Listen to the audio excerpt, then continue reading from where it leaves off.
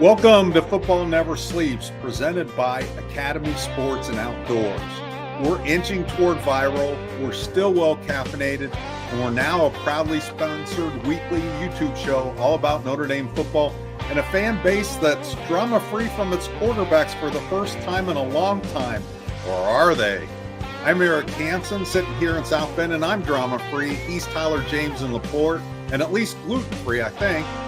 Together, we're the content creative duo and new kids on the block at blueandgold.com. On tonight's show, it's prediction time from the bottom line to the remaining depth chart battles. We'll also take a look at what Miami brings to the table in Sunday night's season opener in Miami Gardens, Florida. We got a special guest later in the show who got a firsthand look at Noah Grubb, the future Notre Dame quarterback. And as always, your comments, questions, and quips, so start filling up the queue. This is Football Never Sleeps.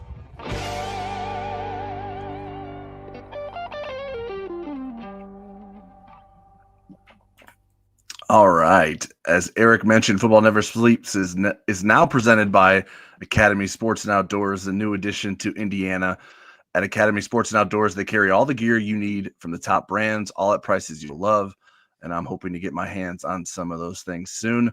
Shopping at Academy is more convenient than ever. They offer free assembly on in-store purchases of most bikes and grills, plus free and easy curbside pickup on academy.com orders.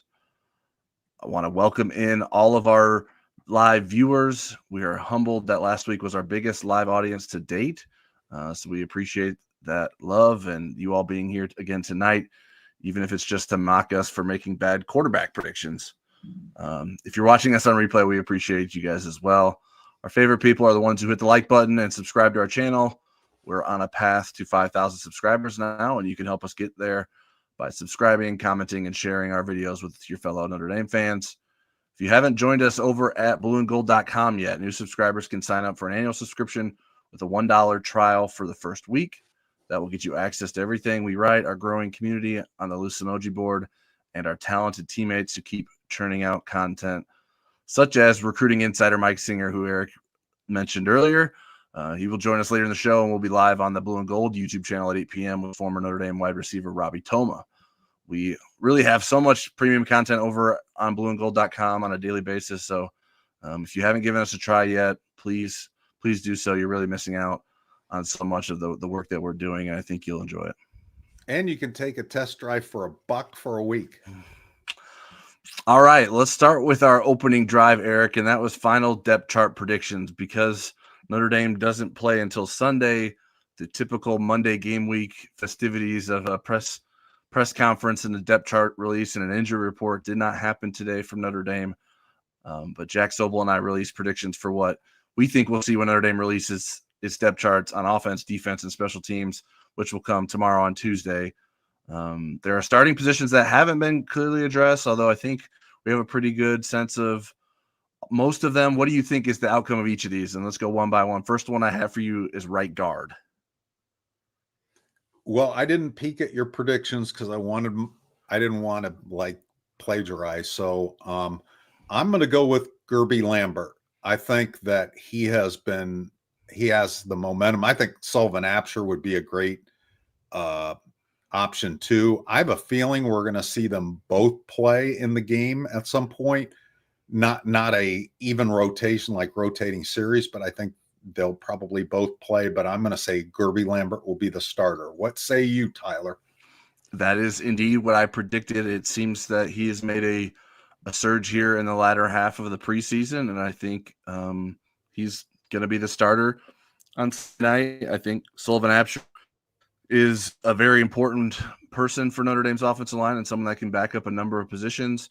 I don't think his versatility is why he would not be the starter. I think it would be a matter of just who outperformed the other.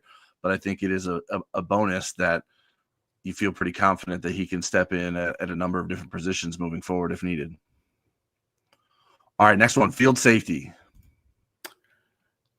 I'm going to go with Jalen Stroman, the grad transfer from Virginia Tech. And the reason I'm picking him is because Marcus Freeman talked about how important communication is.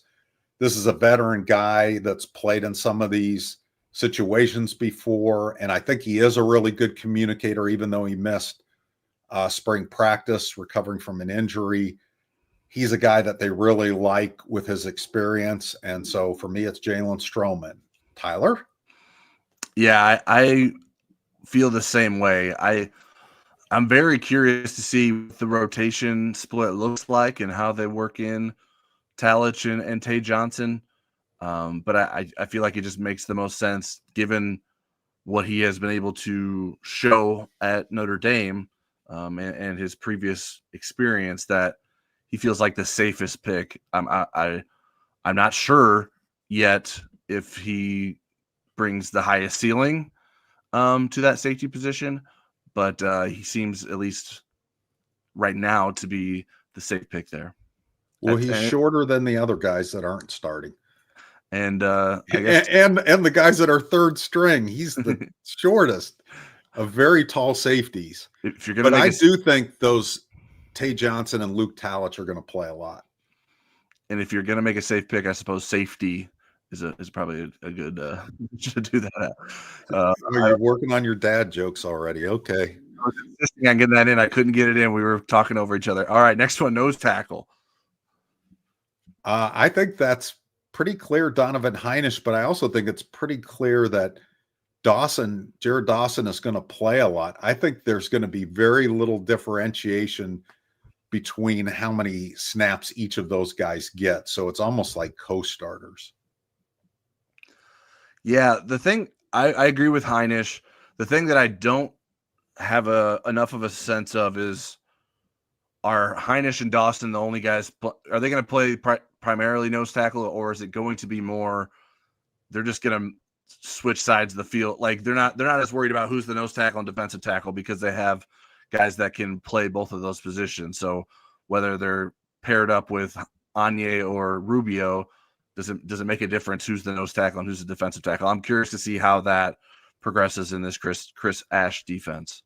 Yeah, I could see that, and I could see. I think when you get down to the third level, when it's Sean Savillano, that's definitely a nose guard. I don't think he's interchangeable, and I think there's a few players that are like that. Elijah Hughes probably is like that in the defensive tackle sense. But those four at the top of that depth chart, I think, can do a lot with both of those interior positions.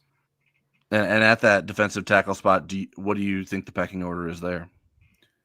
I think Jason Anye right now is the guy, but I expect Rubio to play a lot, and there may be situations where Rubio maybe is the better option there. And again, we may see Rubio and Anye together sometimes.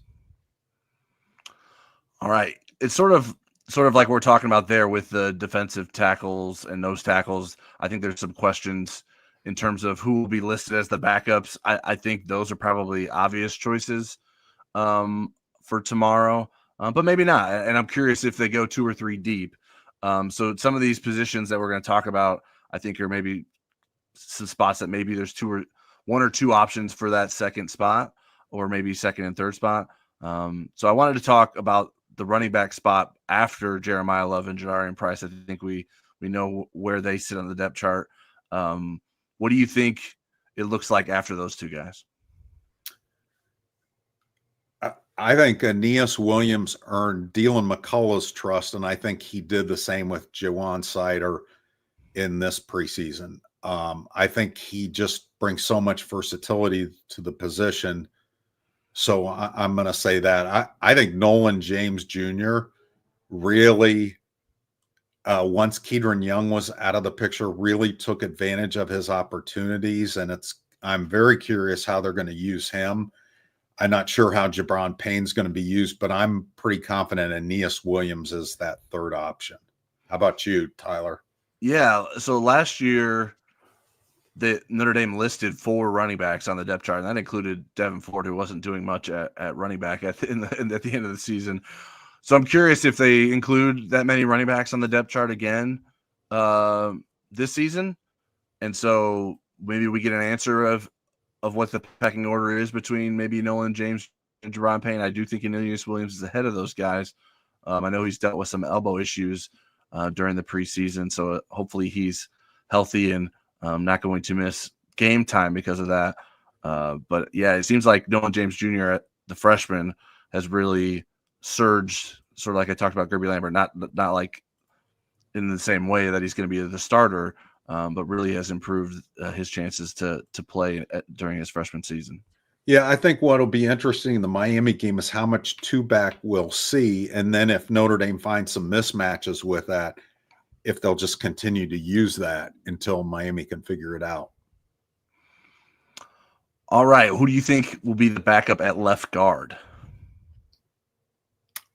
So to me, that's a Chris Terek, Will Black kind of battle. When you think about once you get past the first five, Sullivan Absher would be probably the first guard in. But if we're just going left guard, I think it's between Will Black and Chris Terek. I know Matty Augustine played really well at guard when they gave him an audition there, but I think they'll slide him back to tackle once we get to the season. You know what? I'm going to go with Terek in this first game, but I think Will Black is eventually going to overtake him. Yeah, I could see that as well. I think Terek has done enough, and Joe Rudolph has spoken highly about him as a potential guy. There's just sort of a clear first tier, and he's in that second tier that has maybe done some things to earn some more trust throughout the preseason. So I think that may give him the nod over Will Black. I know I got some pushback or some surprise on the Lucinoji board that they were surprised that Will Black wasn't necessarily included in my projected two deeps on the offensive line. You're just trying to up your postings. Yeah, I didn't respond and argue, but I'm not trying to make any hot takes. It's just my guess and sense of what's going to happen. What do you think about right tackle? I think seems like you'd move Matty Augustine back over there. You've kind of sampled him as a guard. You know he can help you there if you have injuries and so forth. But I think you look at the starting five, and then I think the next four players are all interior players, some of them with the ability to play tackle. Matty Augustine's one of those. So I say stick him back to right tackle because I don't think Owen Strebig is ready for that. They've been using Styles Prescott over on the left side. But I think Matty Augustine would get in a game at either guard or tackle before Styles Prescott got in at a tackle.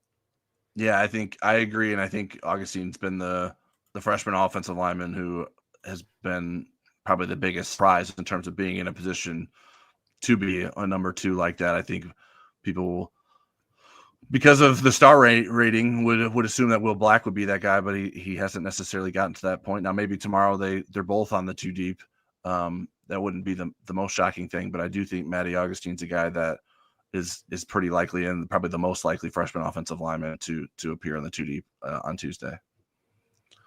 And then we talked about the top four with the defensive tackles and nose tackles. I'm curious, what do you think is after the second guys, and how often do you think Notre Dame will get to a third, either nose tackle or defensive tackle? I think it's going to vary by game. I think this game with 84% humidity, a low of 77 degrees, I think they probably will get into their threes. And then I think the three guys most likely to play would be Sevillano, Armel Mukum, and Elijah Hughes in those two interior spots. I could see all three of them getting some action. Yeah, we're on the same page. We're on the same page. No disagreements there.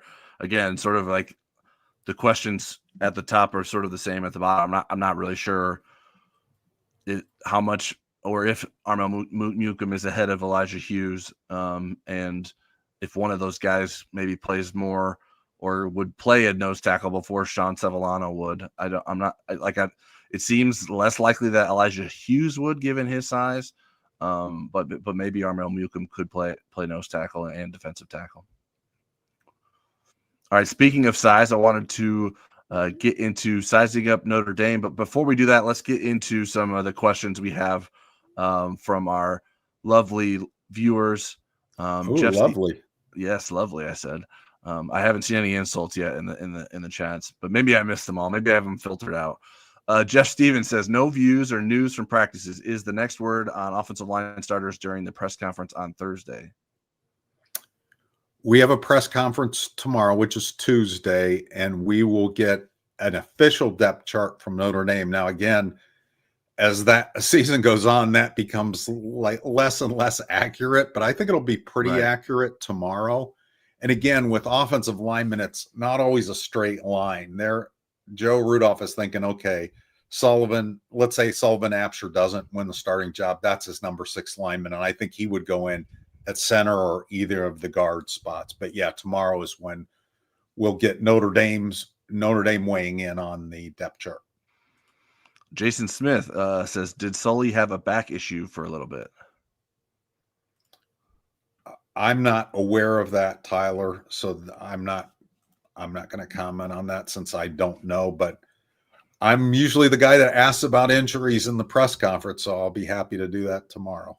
Yeah. I think a back is what I know. He was sitting out some reps at at least one of the practices we were at. And I think it was, a back was one of the things that was cited for that. So I'm not sure to what extent or how much that has impacted him. But I do think it's something he's dealt with in the past. All right. Next one is from EJ Ricky. I have been watching key plays from the playoffs. Burnham and Tui Halamaka had great moments. Seems like they both fly under the radar. Wanted to get thoughts on what you expect from them this season. That's a good observation, EJ. They did have some big moments in the playoff. Burnham against Ohio State Junior had some big moments as well, especially starting the season being kind of a non-factor in that rotation. I expect us to see a better version of Burnham this year. He was a guy that had an injury real early last year, and I don't think he ever let himself get 100% healed until they got into the playoff. There's going to be a good rotation with him and Bryce Young at the right end spot. But I expect Josh Burnham to take his game up a level. Junior, I'll never sell him short. He doesn't have the burst that some of those guys at left end have, like Botello and Boubacar Traore and even Logan Thomas. But he's a super smart football player, really tough, really good against the run.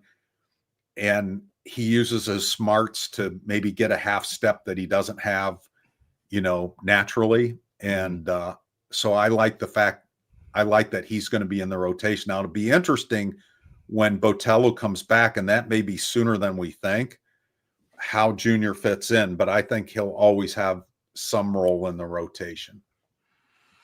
Yeah, I think both of them have some versatility to their game and that they could probably play on either side. And that's what Notre Dame has been trying to push forward with in terms of their defensive ends. They don't want them to be as Viper specific or field end specific. They want them to be versatile guys. And so I think both those guys have that ability to their game as well. And I did a story, I think it was probably pretty early in camp, so it's been weeks by now probably, about those two guys. This sort of like, I think so many of us are predicting big seasons for guys like Boubacar Traore and Bryce Young. I almost said Bryant Young, but that shouldn't take away from like how important that these guys can be and will be for Notre Dame, because I think they have incredible value, and Notre Dame should be very imposing on the edge, especially as pass rushers, I believe. Kevin Elliott says, what do we think CJ Carr is going to do first game? I think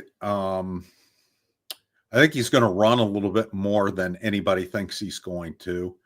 I could, especially in the first half, I could see Notre Dame maybe spreading Miami out and there being some gaps there for CJ Carr to take advantage of.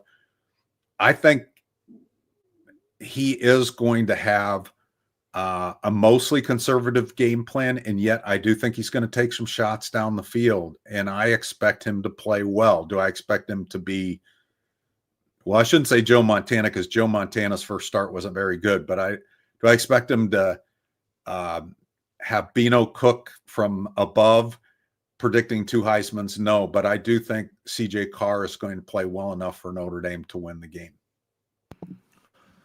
Yeah, I am more nervous coming out of camp than I was going into camp about Carr's potential performance, because it seemingly has he didn't blow away Kenny Minchie in the quarterback competition, and we saw some turnovers.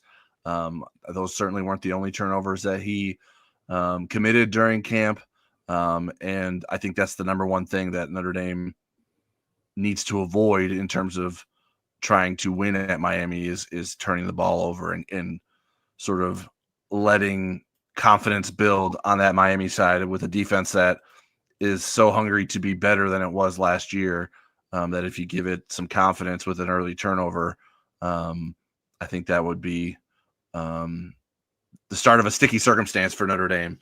But I do think he has the ability to make great throws. I think we will see that. It's just a matter of how consistently is he making the right decisions, and does he make too big of mistakes when Notre Dame can't afford it. I want to follow up because Jason Smith asked a follow-up to my comment. Yeah. I don't think they're going to be planned runs. I think this is more he sees, I can get 8 yards. I can steal 8 yards here, that kind of thing, because there's going to be some gaps for him to do that. Miami wants to pack the box, but if you spread them out, then are they willing to pack the box and have to go against Will Pauling and Jaden Greathouse and Malachi Fields without much safety help? That would be really interesting. So that puts them in a dilemma. So that's why I think they're not going to stay in the box, and that Carr will have some opportunities to steal some yards. So good question, Jason. Rajon asked, are either of you going to Miami? Neither of us are. There are 6 of us now on the beat, and I think 4 of us are going to be there, and we drew either the long straw or the short straw. So we will be covering this remotely. Yeah, it was first time in a long, I guess probably 2020. There was a Notre Dame game that neither of us attended. Right, that was probably the last time. I can't imagine that it's happened very often, because I used to go to pretty much every road game when it was when we were working both at Rivals for a bit, and then even for my latter part of my time at the South Bend Tribune. But we have a large staff, so we don't need to send everyone, and happy to let those guys spend some time in Miami. I have experienced that stadium a couple times, both back in 2017 and then obviously earlier this year. So I won't miss the heat. I will miss the atmosphere for a big game, because there's not much that's similar to walking into a college football stadium on a big game day. But I'll enjoy the chance to be home and not have to travel all the way down to Miami. I'm hoping to be in that stadium later in the season, if you get my drift. And Bob Morton's going to be there, and Bob Morton is going to be doing post-game shows, at least for the road games, and we'll have more details on that later in the show. But Bob Morton will be live, and we'll be taking your questions. All right. Sid Irish had over under number of beer bottles thrown at Notre Dame's team bus. I'll say 0, because if Miami hasn't gotten their stuff together as far as security, then I don't know that there's going to be a whole lot of more Miami games on the road. They better take care of that problem. That once is enough with that garbage in 2017. So I'll say 0. Yeah. I'll go under, unless someone really feels that was the reason Miami won, so they got to reenact it, and they're willing to take whatever time comes with such an act. Jeff Stevens said last year Notre Dame would often defer to the second half if they won the toss. What do you think would happen at Miami? It seems like Marcus is mostly a defer kind of guy, so I would guess he would stay with that. BK was usually take the ball kind of guy in most situations. But I think Marcus is confident enough in his defense to defer to the second half and want to get the ball in the second half. Yeah, I think I would agree as well. Irish fan says, will this be the third year in a row that our season kicks off in August? If so, I can't imagine that's occurred very often in the past. I can look it up, but I would agree with you. I don't think it's happened very often. 3 in a row in August. I mean, I wouldn't have to go back very far. I was going to say during a commercial, if Tyler's reading a promo, I can try to look while he's reading the promo. Seems like probably never. Unless when I wasn't. You want me to try to look it up while we're talking? Yeah, if you want to, and I can answer another the next time or I could start the next question. But yeah, unless it happened like before, like I was of the age where I was understanding, like thinking about when college football season started. I feel like it's gotten earlier than anything. I don't know that there were often games played in August. The farther you go back, but we'll see if Eric can find an answer for that. I'm not finding very many August games. There's one in 2014 and 2013. Uh-oh. And 2012 was 9-1, so it doesn't count. This is drama. All right, I'll start talking about Irish_Steel63's question here. Since Carson Beck isn't super mobile and the Notre Dame secondary is elite, do you think Ash should just man up on the outside and blitz the daylights out of Miami? I think, yeah. I mean, getting pressure on Carson Beck will be a top priority. I don't know that Notre Dame will need to necessarily blitz to do that, even though Miami has a pretty solid offensive line. I think you got to have faith in your front four guys, and then you can do some more creative things and try to trick Carson Beck in addition to just pressuring him.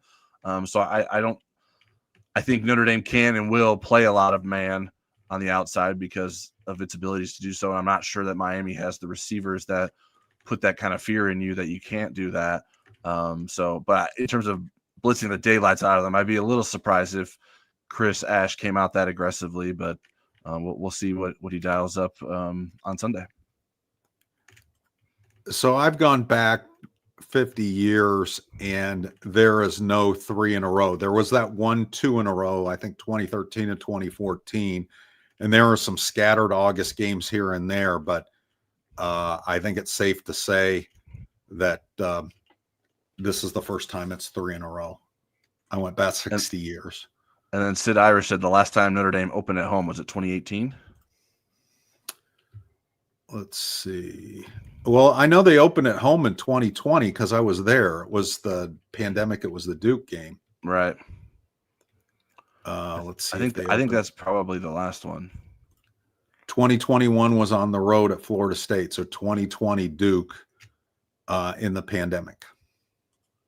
They had 4 in a row to start at home to start the season. All right. This may be an unanswerable question from Redemax. Looking forward to the Fields Pauling production. Weird trivia, if you have time, of the 8 ND pass catcher transfers between 23, 24, 3 incoming, 5 outgoing. How many had more receiving yards in 24 than 23? I think that's a homework assignment rather than a my brain froze. I was like, okay, I'm going to take a sip of my coffee and let Tyler answer that. I'm putting a note down, and unless Redemax has the answer for us, I'm going to put a note down to get an answer for that and I'll put it in the comment section sometime after the show, whether it's late tonight or tomorrow. Scott Fegan asks, guys, how does the Notre Dame secondary match up against Miami's receivers? So that follows a little bit about what I was talking about, how Notre Dame will try to defend against Carson Beck. But what are your thoughts on the secondary against the Miami receivers? I like Notre Dame's secondary against just about anybody's receivers. They were the number 1 pass efficiency defense the last 2 years in a row. They lose an All-American and Xavier Watts, and a really good nickel and Jordan Clark. And I think they may be better this year. They're deeper for sure. So I like those matchups. Christian Gray is going to be a real key person in there. And I've kind of pushed some chips into the middle of the table on him for this year. So, and so have some other people think that he's going to have a pretty big year, but he's going to get tested. That's the guy that's going to get tested, I think, a lot on Sunday night. Yeah, I would agree. I think the Miami the Miami receivers, that's where they lost the most production. So I think certainly they can eventually become that. I'm not sure. Like, it's a lot of new pieces and a new quarterback to feel extremely confident that they're going to come out against a Notre Dame secondary that has a lot of returners and be able to sort of dominate against those guys. So I like Notre Dame secondary against the Miami receivers. I think that's a matchup that Notre Dame should win regularly. And Redemax did actually have an answer to the trivia question. The answer was 0. Oh, okay. I'm trying to find it again so we can show everyone if I can find it. Where's it going? But here's the answer. The answer was 0. Let me find the question. Sorry, guys, this is terrible entertainment. It was how many of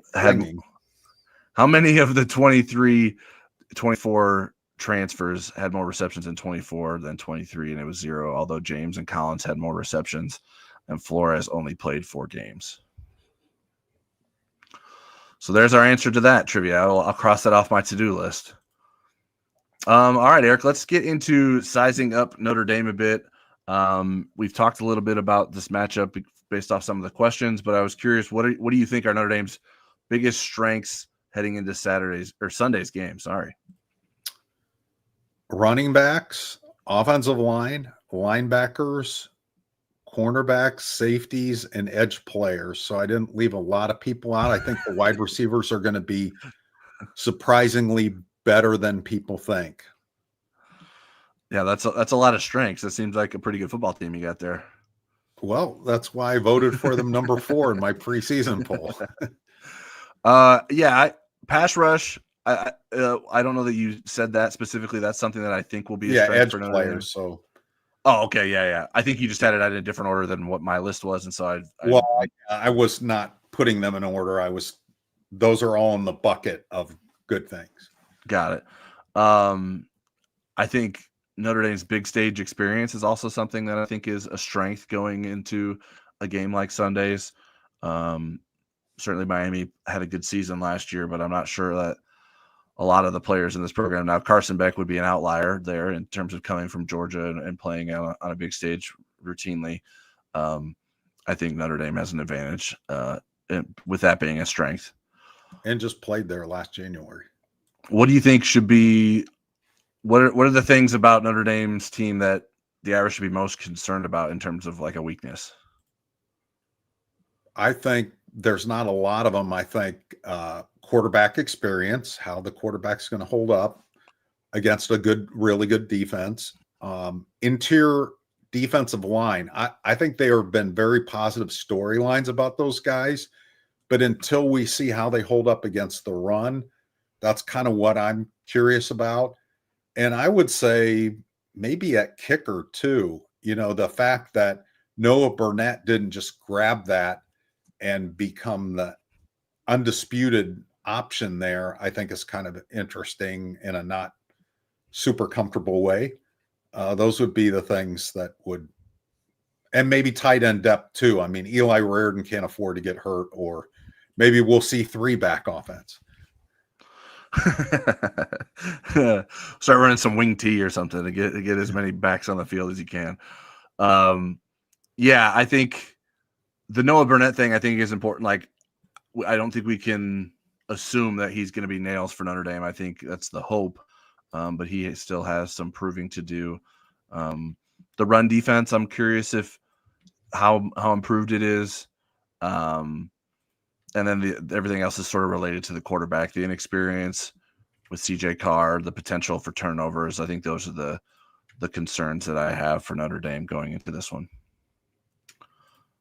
All right, let's get a couple more questions in here, and then I'll give us a word from Academy Sports and Outdoors. Jeff Stevens says, over-under mentions of Miami wide receiver Baby Jesus. Are you aware of Baby Jesus? I'm only in the biblical sense. Well, so Malachi Tony, who is I believe a freshman wide receiver at Miami, apparently his nickname is Baby Jesus. So we have So we have touchdown Jesus and baby Jesus. yeah, that's what Jack Sobel made that comment when I brought it on the board. The idea I came across the Baby Jesus thing, so that's pretty interesting. I'm And leery about accepting something from somebody that the other day had a donut and beer for breakfast. do you have permission to share that on the show? That's personal information. Oh, yes, I think so. I'll ask for forgiveness. All right. Well, before we get to some more topics, I wanted to give us another word from our friends at Academy Sports and Outdoors. At Academy Sports and Outdoors, we carry all the gear you need from the top brands, all at prices you'll love. And now shopping at Academy is more convenient than ever. We offer free assembly on in-store purchases of most bikes and grills, plus free and easy curbside pickup on academy.com orders. Want to save even more every day? Open and use an Academy Sports and Outdoors credit card to get 5% off future purchases when you're approved. Save time and money at Academy Sports and Outdoors and have fun out there. All right, let's talk a little bit about Miami before we bring Mike Singer on. Eric, what do you think?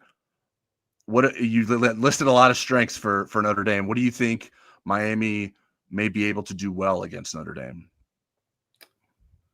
I think they're going to play good run defense, although they're going to see a running attack like they haven't seen.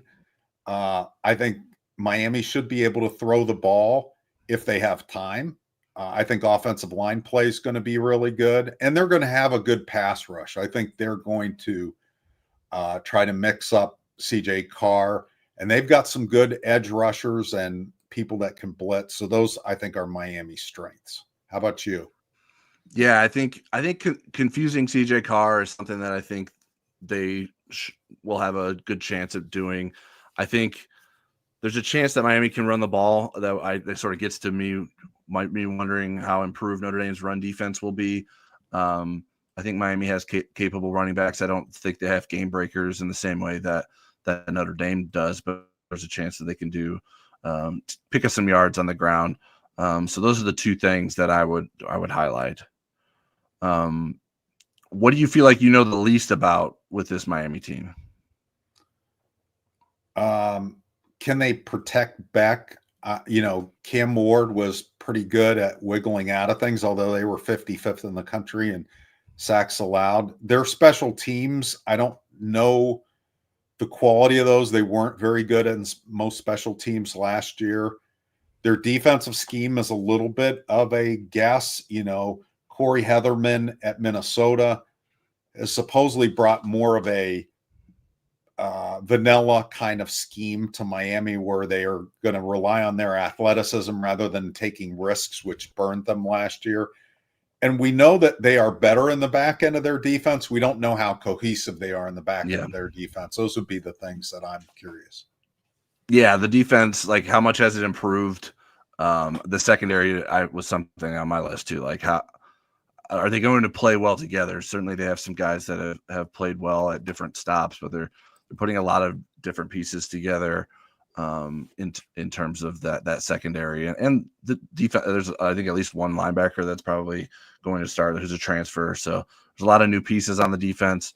And then what kind of Carson Beck should we expect? I think, yeah, the 23, the 24 are very different versions. Right. And I think those are the two versions that people can't agree on either. Like, people either think he's garbage for some reason, or they think he's amazing. There doesn't seem to be a lot of middle ground when it comes to Carson Beck. And I think middle ground would probably be okay for Miami, but maybe not against Notre Dame. They probably need him to be more great than just okay, because Notre Dame's defense is so good. All right. Well, let's bring on Mike Singer.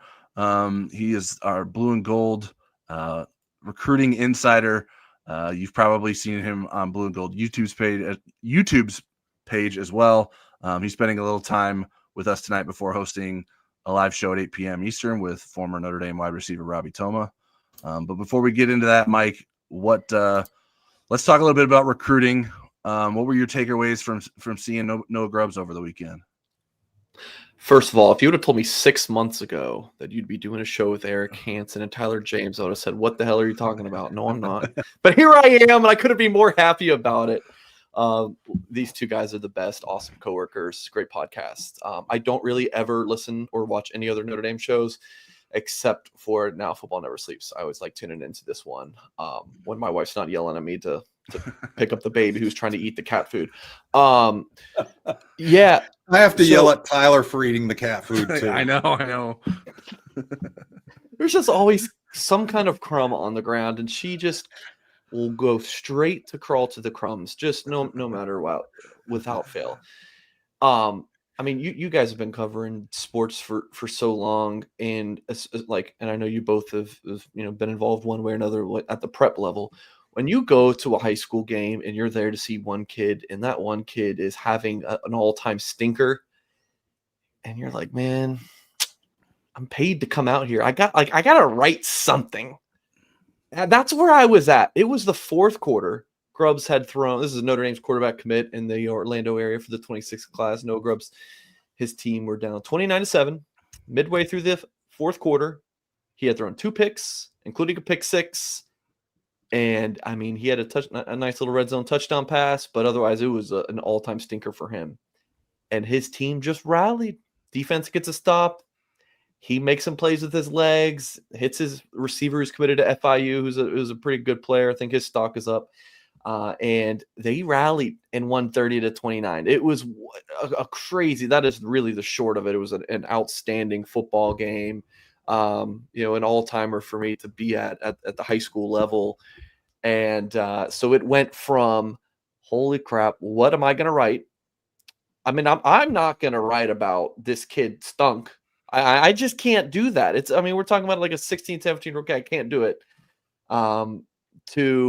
I think I got out like at least 2 or 3 videos about that night, 2 articles, maybe a third here soon. Like it went from a stinker to like an all-time one of his best games ever, because he ended up scoring 4 touchdowns, including the game winner inside of a minute. So it was fantastic. And Grubbs has been a starter at playing big-time ball since his freshman year of high school. He's kind of seen it all. He's been to a state title game. But I think that was a new experience for him, kind of putting the team on his back, because it's not a vintage Lake Mary team. Speaking of vintage teams, how good was Miami Norland? Is it? Mm-hmm. How good is their defense? How good are they as a team? Are they ranked or? Yeah. I think in the one of the top 25 polls, they were pretty close. Like Norland was 16, Lake Mary's 18 now. I don't think Lake Mary's a top 25 team in the state of Florida. I think that's a lot of respect from their junior or Noah Grubbs' junior year, where they made it the state title game. But, I think that Grubbs' team has, like, winning is great, but their issues are still there from why they were down 22 points late in the fourth quarter. So they definitely have some things to clean up. Like Grubbs is going to be working on his movement skills this season. In the spring, they got torched by a big team in Orlando that's trying to become like an IMG, like a second IMG in the state of Florida. And Grubbs' receiver transferred to that school like after the spring game, and that kid's now committed to Bama. So it's like, the FIU kid's good. Jeff in the chat said, well, maybe he's good. We offer him. I don't think he's probably Notre Dame level. He might be more like a higher G5 than FIU. But they have a decent running back. Lake Mary does. He's got a group of 5 offers, but this is definitely a season for Lake Mary to say, all right, Noah, we need you. You just got to carry us. And one other thing I'll add, there's one quarterback in the warm-up lines. Usually you get 2 or 3. One. He's their only quarterback. So you saw him sliding a lot, and it's because he had to slide because they don't have anyone else. They literally don't have another quarterback. It's just Noah. Mike, what did you learn about Noah in that game other than coming back that you didn't know before in terms of how he might project to college? Yeah. I think Grubbs might be the player I've seen the most in a decade or 12. Maybe it's been a dozen years I've covered recruiting. I've seen Noah Grubbs so many times. So there was really nothing he could do that I was going to learn new about him. But I will say, yeah, kind of just the moxie, I am having one of my worst games ever. And again, this is a kid who going into this game has thrown for 8,287 yards. Like that is absurd through 3 years of high school. Like this guy, when he finishes his high school ball, is going to be, I mean, he's going to have all sorts of records in the state of Florida. But to be in that scenario where it's like usually you're blowing teams out and now you're on the other end of that and you had that terrible game, you threw a bad pick six, how you bounce back from that. And he just, I mean, he kept his head up, just rallied the troops. It was just like stone cold ice in the veins. So that was definitely something I learned about him. And then also I was at his spring game, by the way. And I mean, that one, I think they lost 40-3 in the spring game. And that was very similar feeling to the Norland game until they were able to turn it around. And in spring, and we saw him move around more again, because he just kind of has to. The pressure's getting to him. Catch my drift earlier in plays than he might be used to in the past. So we saw him more on the move in the spring game, and then we saw it even more. Like he took off more. 4th and 15, runs for 18 yards in the red zone. Like I would say more of a playmaker with his feet. Like I hadn't really seen it to this level before. Mike, who are some of the other commits? Obviously, Notre Dame's pretty much settled with its 2026 class. Who are the guys that you're most interested in tracking this season as their seniors out there? I think, there's so many. Braden Robinson's one for me from Red Oak, Texas. He's 5'8", 160 pounds, but I get it. Like how the rankings guys do it. It's like their rankings are projected, and this really upsets people if you don't understand it. But I just promise you, if you kind of learn it, you'll be like, at least I don't hate it. They rank based on like the NFL draft, which I know people say I don't care about the NFL draft. I care about how good they're going to be in college. Well, typically the best college football players are the ones who get drafted the highest. So, but like with Braden Robinson, it's like he's been so good at the high school level. Is it just you can't rank him too high because 5'8" receivers don't get drafted that high? Like, is that it? If so, that's a flaw in the system, in my opinion, because the guy's been a captain since he was a sophomore, playing in big-time ball in Dallas. His production has been enormous. I'm just like, how big of a year can he have as a senior that it's just like people have to rank him higher? He's like a low 4-star right now, maybe a 3-star by rivals. So he's definitely one.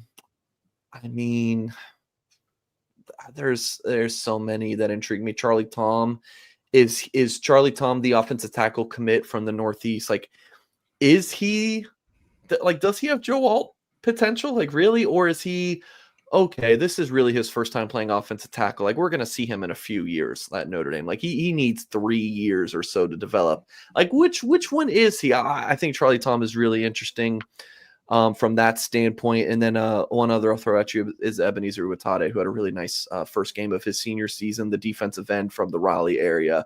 I mean, he's ranked close to a 5-star right now. Like, how refined are his pass rush moves? How much better has he gotten in the offseason? How does he look physically? Is he a 5-star? Like when Charles Power and the guys moved up Will Black to a 5-star while everyone else had him a 3-star, everyone else kind of followed suit, right? Are we going to see the same thing with Ebenezer Uwatade? Also throw Grayson McHugh in there, the offensive tackle from Pennsylvania. Like, do those guys have huge senior seasons and then they just shoot up the rankings everywhere else as well? Just something that's brewing as the season gets underway. So, Mike, Robbie Toma's warming up in the bullpen, and hopefully his Wi-Fi is warming up as well. Tell us about the show, what it's called, where people can find it, and what you hope that show turns into. Okay, the Wi-Fi, we're praying for sure. The name of the show is I told you earlier today, Eric. We don't have clever show names. It's just Thomas Takes. So that's simple. It's simple, but it tells you what it is. And then in the thumbnail, it says Robbie Thomas Takes. So I came up with that earlier today. But yeah, so We hired Robbie Toma. I've actually been in contact with Robbie about this for almost a year. I was really wanting to get him involved in blue and gold, and things just worked out that we were able to bring him in an official capacity last week. Eric, we were doing a show last Tuesday. We were able to introduce Robbie. So the show will be, I have literally no idea. To be completely honest, we're going to talk Notre Dame football, but what Robbie is like on there, I don't know. I don't know what to expect, but I'm excited. We're going to get raw. He's going to be raw and authentic. And I'm people that missed last week's show, this is the kind of tidbits you got. Brian Kelly called Robbie, this is recently, and invited him to a Kenny Chesney concert, right? He did in Pensacola or something, he said. Yeah. And then he recalled that Kelly said he wouldn't amount to anything or something along those lines. Paraphrase. Oh, yeah, that was a great story. I mean, yeah. So if we get that kind of insight, I'm all for that. And then, just like it's gonna be fun because Robbie follows Notre Dame football, but he's more of like, I'm just gonna watch the game and then go do other things in my life. Like I'm just like a Notre Dame fan. But now, as he really dives into it with this role, it's gonna be fun to see him like, does he know who Joe Otting is right now? Probably not. Do the three of us? Yes, we do. But he, as we go on and he just continues to learn more and more about all 90, 100 players, whatever it is on this football team. And he's just a fun guy. So he asked me when we first started talking about the show, he said, how much can I swear? And I was like, that is exactly the energy I want. And my answer was the occasional F-bomb, but if you drop an F-bomb, you got to make it good. Like, don't waste your shot on an F-bomb. So of course, Robbie Toma, former Notre Dame wide receiver, played for that 2012 team. So really, really fired up about Robbie. So we're going live at 8 p.m. Eastern right after the show ends. And his kids are beyond, he's got 2 kids. They're beyond the cat food eating stage. So I know you got to go get ready for it. So we'll let you go, Mike, but Tyler put the link in the comments there so that people can find us right after our show. Switch on over to Mike and Robbie Toma for Toma's takes and Mike's musings. There you go. Or Mike's mumblings, depends on the day. Sounds great. All right, thanks for being with us, Mike. All right, thanks, guys. Take care. All right. Well, that was fun, and hopefully folks are interested in checking out what Mike and Robbie Toma will be doing on Monday nights. So you can always catch us back to back on Monday nights. I think that's some nice programming. So if you're only limited to 1 hour, I'm not going to tell you who to choose. You can choose whoever you want, but obviously you can catch the replays whenever you want as well. Before we get out of here, Eric, I wanted to get us into some season predictions on the Football Never Sleeps record. I don't know that we've spent a lot of time with season predictions. So I thought we could visit this once before we get into the Miami game week. But I see a question here from Juan Manuel V. Good question, or good evening, gentlemen. Brilliant show. Question: how confident are you in Notre Dame's offensive line as the best offensive line in America? Is Notre Dame underestimating the Miami offensive line? I don't think they're underestimating Miami's offensive line. They are supposed to be very good. They have a preseason All-American on their team. I do think Notre Dame collectively will be in that discussion for the Joe Moore Award. It'll be interesting when Charles Jagaza comes back, how he fits into that. But I think with either Gerby Lambert or Sullivan Absher, that's a pretty good plug-in to start the season. And you think about the other guys. My prediction is, I'll wait until it's the prediction time. So, yeah, I think Notre Dame has the potential certainly to be the best offensive line in America. It's got to come together and prove that. But I think it has as good of an argument as anyone right now going into the season in terms of the potential. And we'll get to see who actually has that argument in their favor once we get to see some more games. Jeff Stevens says, Tyler, can Notre Dame flip the 5-star Penn State running back commit? Has he even visited Notre Dame? And Kimon Spell is who you are referring to, Jeff. Kyle Kelly went and watched him over the weekend. I think he had 5 touchdowns. I think it was 3 touchdowns in his first 3 touches.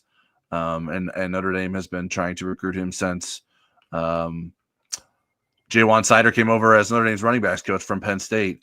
I don't believe that he has visited Notre Dame yet, but he's planning to visit Notre Dame for a game this season. So I wouldn't say it's likely that Notre Dame will flip him yet, but Notre Dame is trying to sort of open that window more and get a chance to flip him, because he's certainly a talent. If you have not seen him, Google Kimon Spell. Go check out blueandgold.com. Kyle Kelly had coverage of it. It was quite the performance he had over the weekend. All right, Eric, let's get to our season predictions. First one I have, what do you think Notre Dame's regular season record will be, and what will the postseason look like? I'm going to stay with 11-1. I think there's one game where something's going to go sideways, whether it's the weather or injuries or whatever. But I do think they'll make the playoff. And I do think they will at least win a game in the playoffs. Yeah, I went with 11-1, potentially as a 4 seed, getting a chance to host or to have a bye this year with not the inability to do so last year.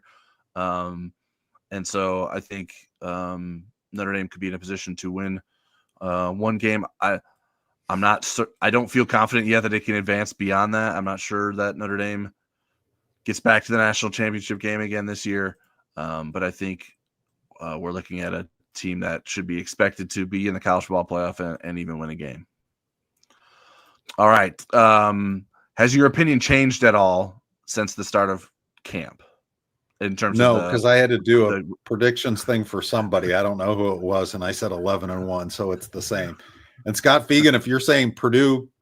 Stanford ? as the loss, no, not those two teams. No, I think Notre Dame might be able to beat both of those teams with their backups. Will CJ Carr start every game this season? I'm going to say yes.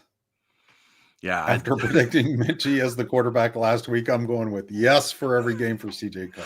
Yeah, I think I said yes for Minchie starting every game a week ago. So I guess if you don't put a lot of stock in my predictions, I can understand it. I should be put on prediction probation probably, but I think the CJ Carr announcement was certainly shocking, and we'll see if he indeed sort of lives up to the expectations that we had for him going into preseason camp, and then there was the Kenny Minchie surge that was not enough to unseat CJ Carr. All right, who will be Notre Dame's leader in receptions? I'm going to stick with Malachi Fields. I think there's some wiggle room for Will Pauling, and there really Jaden Greathouse could end up being it. But I think Malachi Fields is going to get a lot of reps, and he's going to be a really difficult matchup at the boundary receiver. Yeah, I'm still going with Fields. I don't know, the Will Pauling stuff. There's just something about Will Pauling, him being able to become a captain. I'm not even sure that he'll be listed as a starter on the depth chart tomorrow, but I just think there's something there, and I think he maybe is in position to be more of a safety blanket for CJ Carr on some shorter throws. 2023 at Wisconsin, he was really good at third down conversions. I think he might have been the best in the Big Ten.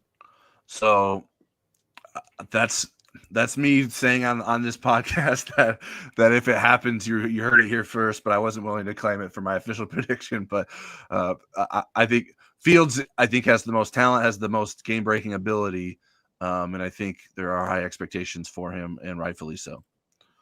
Who will lead Notre Dame in tackles?